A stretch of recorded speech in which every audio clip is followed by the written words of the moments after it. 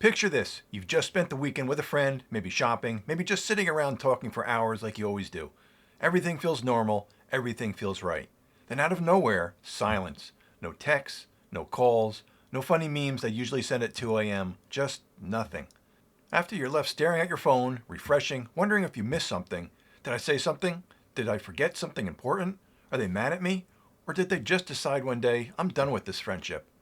The truth is, when a friend suddenly stops talking to you, it can hurt just as deeply as when you're ghosted in dating. Sometimes even more, because friendships feel safe, they feel like home, and when that's pulled away without warning, it shakes you in a way you can't quite explain. But if this is something you're going through right now, I want you to know you're not alone. And as painful as it is, this season can be also a chance to heal, grow, and to figure out what's next.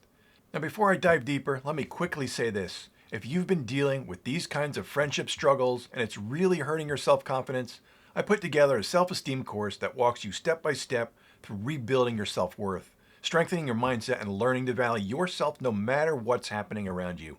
You can check it out through the link in the description.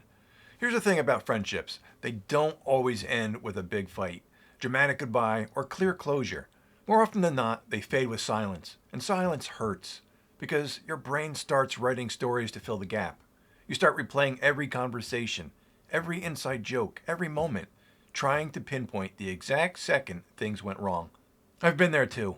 A friend I once considered family, someone I could call at midnight when life felt heavy, slowly pulled away. First, the text got shorter, then the call stopped. Before I knew it, months had gone by without a single word. And the hardest part wasn't just missing them, it was wondering if I had done something to deserve it. That's the tricky things about these situations. Sometimes, yes, something happened. Maybe you said something that stung more than you realized. Maybe you didn't show up when they really needed you, or maybe you made a mistake without meaning to. But sometimes it's not all about you. Sometimes people are carrying things they can't share. Sometimes they're dealing with struggles so big they can't handle holding up the friendship at the same time. And it's in that space of not knowing that the pain grows. Because as humans, we crave answers. Our brains want the story tied up neatly. This happened because of that.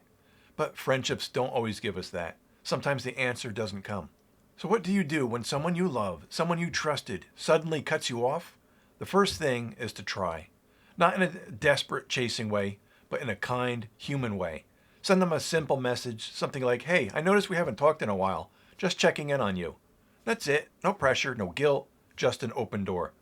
Because if the silence isn't about you, sometimes that little nudge is enough to remind them they're not alone. But here's the hard truth. Sometimes, even when you reach out, there's no response. And that's where it gets messy inside your own head. Because the temptation is to send another message, and another, and scroll their social media for signs, and replay old conversations for hidden clues. And I want to tell you, I know how strong that temptation is, but chasing only makes the silence louder. Instead, take a step back and ask yourself honestly, did I do something that may have hurt them? Reflect without tearing yourself apart. If something stands out, maybe you said something sharp in frustration, maybe you forgot a commitment, maybe you brushed them off when they needed you, then own it. Send a message of apology. Something like, I've been thinking, and if I hurt you in any way, I want to say I'm sorry. I value our friendship, and I'd like to make it right if you're open to that. Notice I didn't say, I'm sorry you feel that way, or, but I didn't mean it. A real apology isn't about defending yourself. It's about taking responsibility and being willing to listen. If they accept it, that's beautiful. If they don't, you still know you showed up with integrity. Now let's talk about the part people often overlook. What do you do with all that leftover energy? Because when someone cuts you off, there's this strange gap in your life. The person you'd normally text on a rough day isn't there. The friend you'd share your good news with is silent. And if you're not careful, the emptiness starts pulling you into overthinking and self-blame. That's why it's so important to channel your energy into something that gives back to you. When I went through that season of losing a friend, I started running again. Not because I was trying to become a marathoner, but because every mile I ran helped burn off the anxious thoughts looping in my head. Maybe for you it's not running. Maybe it's painting or journaling or signing up for a class you've always wanted to take. Maybe it's volunteering somewhere you've never tried. What matters is this. The energy has to go somewhere.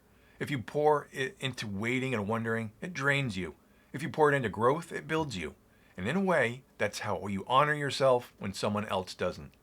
I'd be lying if I said it's not easy to obsess, because when a friend disappears, Your brain wants to solve the puzzle.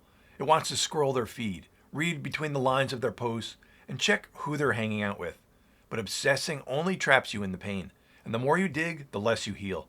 So give yourself boundaries. Maybe you unfollow for a while, maybe you set aside certain times where you allow yourself to think about it, and then shift focus. Healing doesn't mean you stop caring overnight. It means you learn to care about yourself enough not to let someone else's silence consume your whole world. And here's something important. Time really does change things. Right now, it might feel unbearable.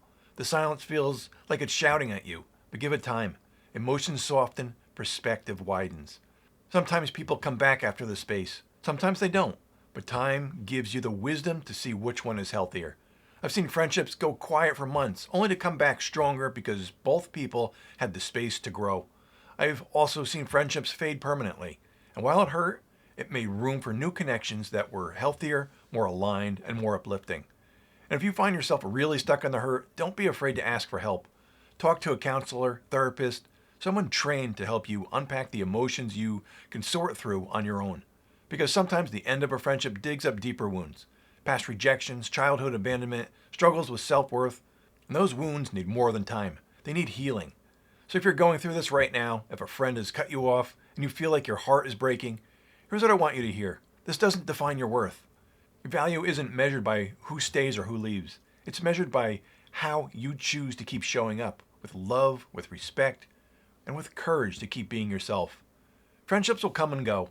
Some will last a season, some will last a lifetime, and both would teach you something that makes you stronger. Stay positive, friends.